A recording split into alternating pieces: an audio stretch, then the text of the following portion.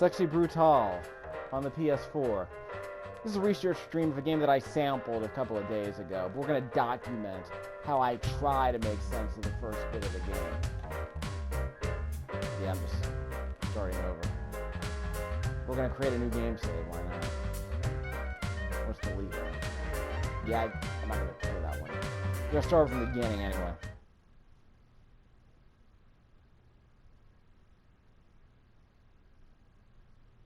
It's supposed to be like a puzzle, sort of an puzzle adventure game, not a point and click, sort of something of a point and click.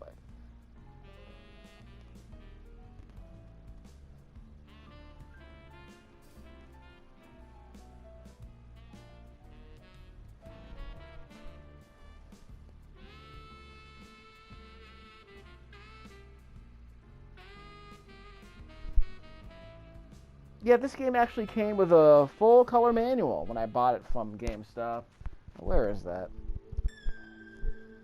Well, I have way too much store credit now at GameStop. I actually bought a PS Classic with all the credit I had. So I have to find other ways to spend it without just buying a bunch of Steam cards. Which actually wouldn't be a bad idea, honestly. I just didn't want to sit on $100 in store credit. So that stuff's getting sold. That's why I bought that PS Classic, so I wouldn't have a lot of store credits just sitting there.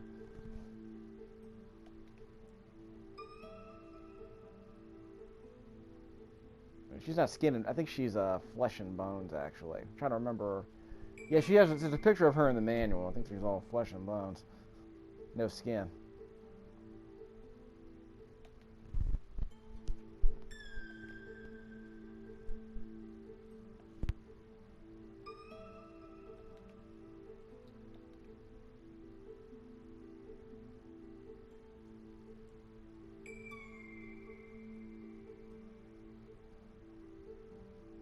We're gonna play the pronoun game, huh?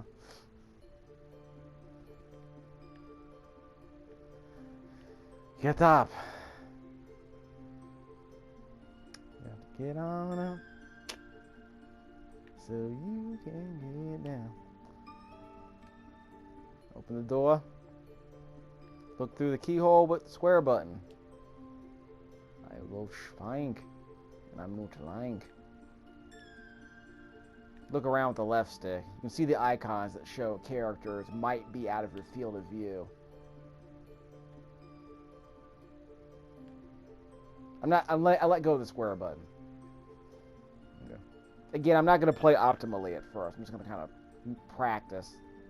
Mess around a bit. Press X. So it's always advantageous to look around. See, there's the icon right there. Maybe he left. Follow him through the door. So I pressed R2 to listen.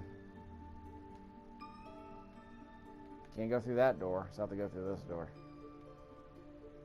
I think it's great that games like this that were, I think, PC original releases are getting physical releases on PS4. That's fantastic. Tap square to spy. You can look around with the left stick. Nothing else to see here, really. A lot of the icons have been removed for this tiny little tutorial, so you'll see far more stuff to select later on when the game begins in earnest. Spy. Yeah, watch. This is actually an interesting bit. Watch this bit. Yeah, see? You can't see that person. He's right on the edge of my field of vision, so I can't see him from here. And I can't cancel out of this.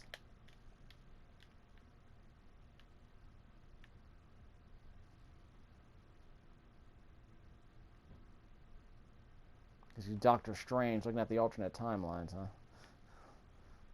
Oh, sorry, that was kind of a tell, wasn't it? Sorry. What happens? I want to shoot you messily in the chest. Then have a bastard of a time getting the stain out.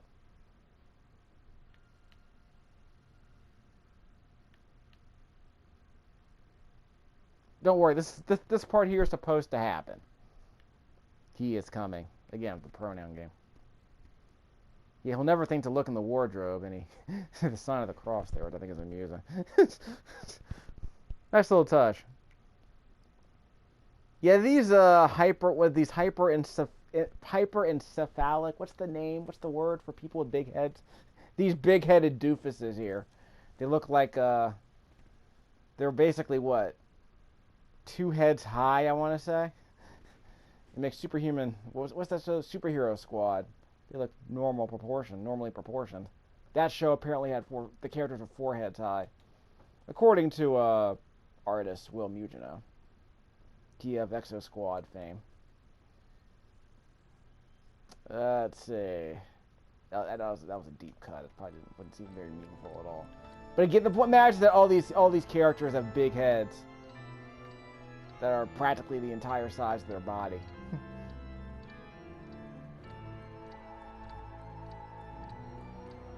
So now we can see him from this door.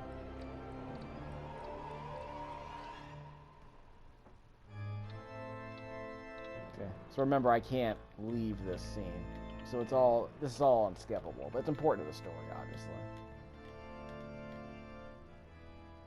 See? Something's happening. Open the door. He's coming, run.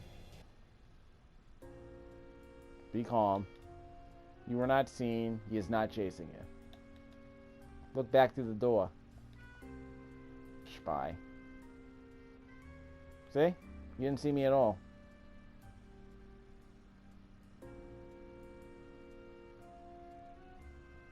I'm curious how this game compares to something like Obra Dinn, which is a game that came out in 2018. This game came out in 2017, I want to say. And I'm curious how people feel about the way those 2 mystery games play out.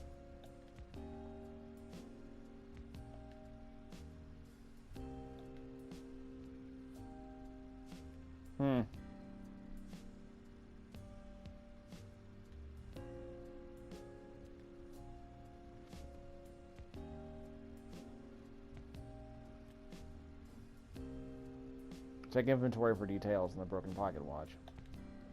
If you can return it to Sixpence, you'll be able to unlock its full potential. First, you'll have to save him. I have to go. You'll find me if I stay. When I first heard about this game, I'm like, okay, I guess it sounds interesting for a playthrough, but I'm not really sure if it's my thing. Because apparently it's a lot of, basically it's a bunch of narrative triggers, and there's like a time rewind feature, and the game's going to explain this in a second. Use the pocket watch to restart the day from 12 p.m. The pocket watch is partially smashed and resets at 5. If you can find some way or someone to repair it, will gain more control over time. Here you'll see your current guest or guests you are trying to save.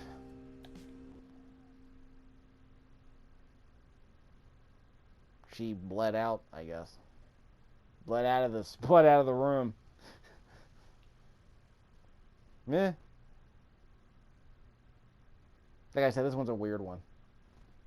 But somewhat innovative. Okay, so the clock is ticking. Marquis invites you to tonight's show, so we're going to play Groundhog Day, basically. Okay. Press the options button to see what else is going on. I have to save that dude. He's going to get shot in the chapel.